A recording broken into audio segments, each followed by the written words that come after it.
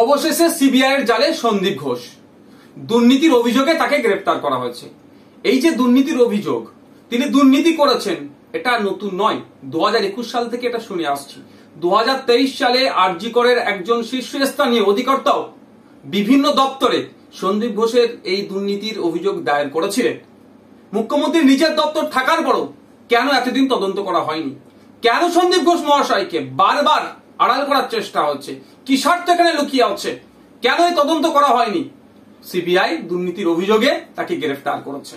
আমরা চাইবো সিবিআই এর কাছে শুধুমাত্র সন্দীপ ঘোষ নয়, এই আরজি কর কাণ্ডে যে দুর্নীতির সাথে যারা যুক্ত, যে সমস্ত রাঘব বোয়ালরা যাদের সাথে পরামর্শ আলোচনা করে এই ধরনের দুর্নীতি করেছে, প্রাতিষ্ঠানিক দুর্নীতি যারা করেছে, তাদের প্রত্যেককে এর মধ্যে যুক্ত করা এবং প্রত্যেককে গ্রেফতার করে কোর্টের কাছে তাদেরকে হাজির করুক, আশা করব।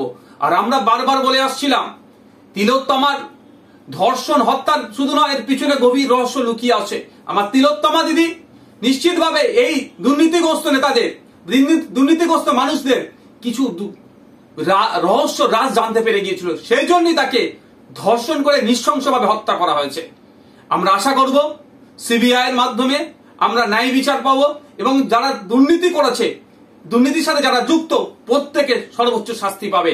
আর একটা প্রশ্ন তুলি এখানে, সিবিআই এর কাছে জানতে চাইছি, বাংলার মানুষ জানতে চাইছে, এই ক্ষেত্রে এই ধর্ষণ এবং খুনের ক্ষেত্রে তিলোত্তমার সন্দীপ ঘোষের কি ভূমিকা ছিল?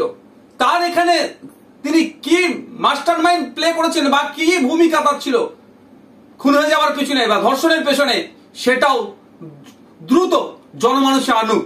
আগামী 5 তারিখে সুপ্রিম কোর্টে মামলা আছে, আমরা তাকিয়ে আছি সিবিআই এর পক্ষ থেকে সুপ্রিম কোর্টে কি সমস্ত ডেটা সেখানে সাবমিশন করে, তার উপর আমরা লক্ষ্য করছি।